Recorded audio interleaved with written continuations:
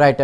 Topic రిలేటెడ్గా ఇప్పుడు మీరు అడిగిన దాన్ని బేస్ చేసుకుని నేను ఒక ప్రశ్న వేస్తాను మల్లేశ్వర్ గారిని. రామ్మోహన్ రావు గారి దగ్గరికి వెళ్ళబోయే ముందు, మల్లేశ్వర్ గారు, రాజశేఖర్ రెడ్డి గారు ముఖ్యమంత్రిగా ఉన్న హయాంలోనే జగన్మోహన్ రెడ్డి గారికి సంబంధించిన కంపెనీలని చూసుకుంటూ క్విడ్ ప్రోకోకు సంబంధించిన నిధులు ఏవైతే మళ్లింపు చేశారని నర్రెడ్డి సునీల్ రెడ్డి మీద ఆరోపణలు ఉన్నాయి. అదేవిధంగా 2019లో వైఎస్ఆర్సీపీ అధికారంలోకి వచ్చాక కూడా తెర వెనుక అంతా నడిపారు. ఇప్పుడు ఈ లిక్కర్ స్కామ్ త్రూ ఆయన చేసినటువంటి భాగోత్వం అంతా కూడా బయటకు వచ్చిందనేది ప్రధాన ఆరోపణ. దానికి ఏమంటారు సార్? ఇప్పుడు మీరు స్క్రీన్ మీద చూపిస్తున్నారు కదా, ఆ ఫోటో నర్రెడ్డి సునీల్ రెడ్డి గారిది కాదు. మీకు నచ్చిన ఫోటో వేసేసి ఈయనే నర్రెడ్డి సునీల్ రెడ్డి అంటే ఎట్లయితుంది? అంటే ఇక్కడే తెలిసిపోతుంది మీ క్లారిటీ లేదో, మీకు ఎవరి మీద పగలున్నాయి వాళ్ళ ఫోటోలన్నీ వేసేసుకొని మళ్ళీ ఇందాక నుంచి వాళ్ళ మీద డిబేట్లు పెడుతున్నారు అని అంటే మినిమం క్లారిటీ కూడా లేదు. ఇంక అసలు ఈ డిబేట్ ఇంతసేపు ఆయన కోసం కాదు. ఆయన అస్సలు నర్రెడ్డి సునీల్ రెడ్డి గారి ఫోటో వేయండి, తెలుస్తుంది.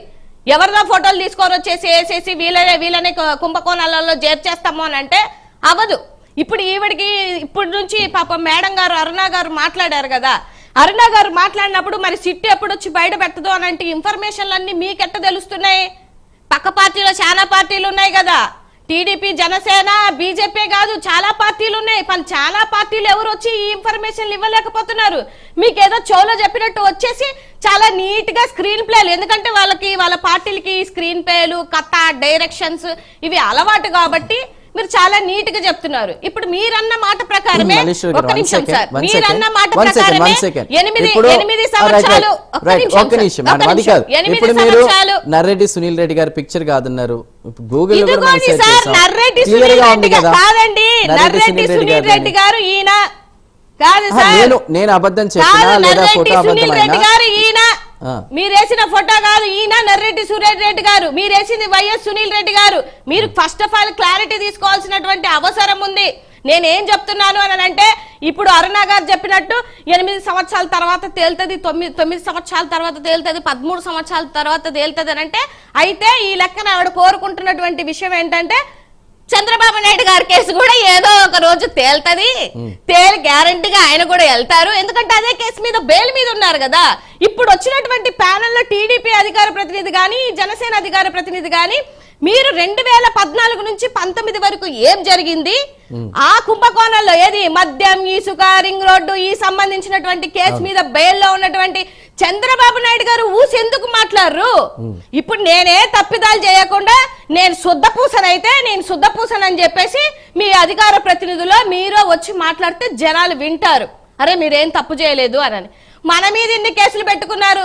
మొన్న ఏడీఆర్ఓ ఏఎంఆర్ఓ ఏదో సర్వే ఇచ్చింది. ఆ సర్వేలో ఉన్నటువంటి సీఎంలలో అత్యధిక సీఎం పక్క రాష్ట్రంలో ఉన్నటువంటి రేవంత్ రెడ్డి గారు అయితే మనకి 3rd ప్లేస్ వచ్చింది.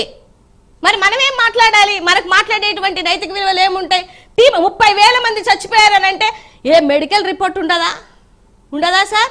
సర్వే, మెడికల్ సర్వే ఉంటది కదా, ఈ ఇయర్ లో ఇంతమంది చనిపోయారు, ఈ ఇయర్ లో ఎంతమంది చనిపోయారు అని ఒక ఇన్ఫర్మేషన్ ఉండదా? అంతమంది కిడ్నీల ద్వారా, దీని ద్వారా, అది కూడా మద్యం దాగే చనిపోయారని రాస్తారు కదా రిపోర్ట్స్ లో. అదే మరి చెప్పాలి కదా, రిపోర్ట్లు బయటికి తీయండి.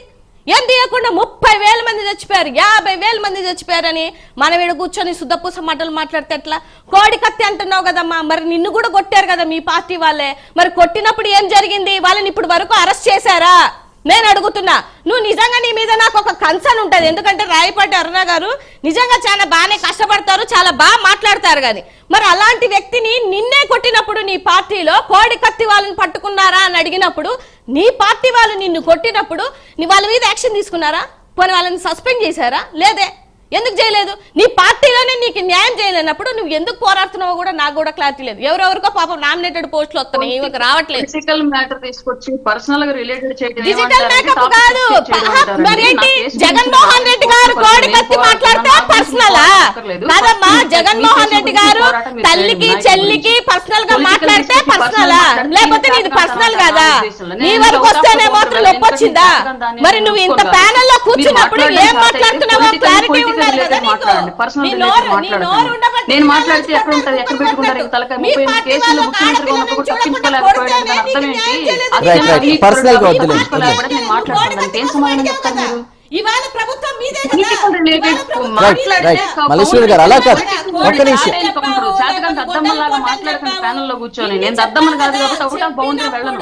చేత అయితే దద్దమ్మలాగా ఆన్సర్ కాకుండా రియల్ గా ఆన్సర్ ఇవ్వండి. పొలిటికల్ గా నేను చెప్పాను, దానికి ఆన్సర్ మీ దగ్గర కౌంటర్ ఉంటే ఇప్పటి వరకు ఒక కోడికత్తి కేసులో ఒక వ్యక్తి బయటకు రాలేక ఇబ్బంది పడుతున్నాడు అంటే జగన్మోహన్ రెడ్డి ఎంత దారుణాతి దారుణమైన క్రూయల్ మైండ్ సెట్ గల్లోడైతే సామాన్య రైట్ రైట్ మల్లేశ్వరి గారు ప్లీజ్ ప్లీజ్. అరుణ గారు ఉంటే పొలిటికల్ గా రిప్లై ఇవ్వండి.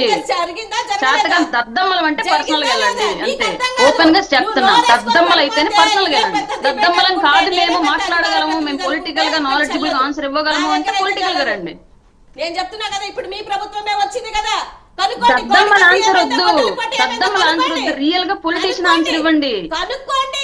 కనుక్కోండి మీ ప్రభుత్వమే. పొలిటికల్ ఆన్సర్ ఇవ్వండి. మీ పేరేమో కూడా మర్చిపోయాను నేను. Right political right answer Malleswari గారు రైట్. అరుణ గారు ప్లీజ్ ప్లీజ్ పర్సనల్ గా వద్దు, పర్సనల్ గా వద్దు వద్దు వద్దు ప్లీజ్ ప్లీజ్ ప్లీజ్.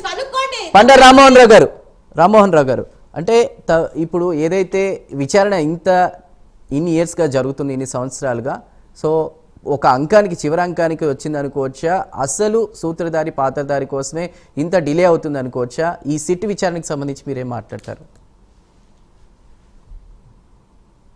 అన్మ్యూట్ చేసి మాట్లాడండి, మ్యూట్ తీసి మాట్లాడండి. చందు గారు వినొస్తుందా? Yes please. చందు గారు మీకు, అట్లాగే మల్లేశ్వర్ గారికి, అజయ్ గారికి, రాయపాటి అరుణ గారికి, అట్లాగే ప్రైమ్ ప్రేక్షకుల నమస్కారం. చివరికి నేను చూసినట్టే ప్రజలందరూ చూస్తున్నారు. ఎవరేమిటి, ఎవరు కరెక్ట్, ఎవరు తప్పు వాడే తెలుస్తారు, మనం కాదు తెలుసాల్సింది. న్యాయవాదిగా చాలా విషయాలు చెప్తాం అనుకున్నది రాయపాటి గారి నా సోదరికి చాలా విషయాలు చెప్పింది. ఎందుకంటే రిలేటెడా కాదా అంటే రిలేటెడే అంటున్నాడు. అకాడమిక్ డిస్కషన్ జరిగితే చర్చలో ఎప్పుడు వేడి పుట్టొద్దు, వెలుగు పుట్టాలి. మనం చెప్పేదానికి అర్థం ఉండాలి ఎవరైనా సరే.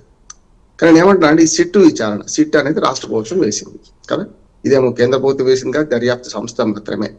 నేను న్యాయవాదికి చెప్తున్నాను, దర్యాప్తు సంస్థ ఏం చేస్తుందంటే ఆధారాలు సేకరించి కోర్టుకు సబ్మిట్ చేస్తుంది. రేపు కోర్టు చూస్తుంది, న్యాయస్థానంలో తేలుతుంది. చాలా మంది ఏమనుకుంటారు బెయిల్ రాగానే అంటే అరెస్టుకు, అదుపుకు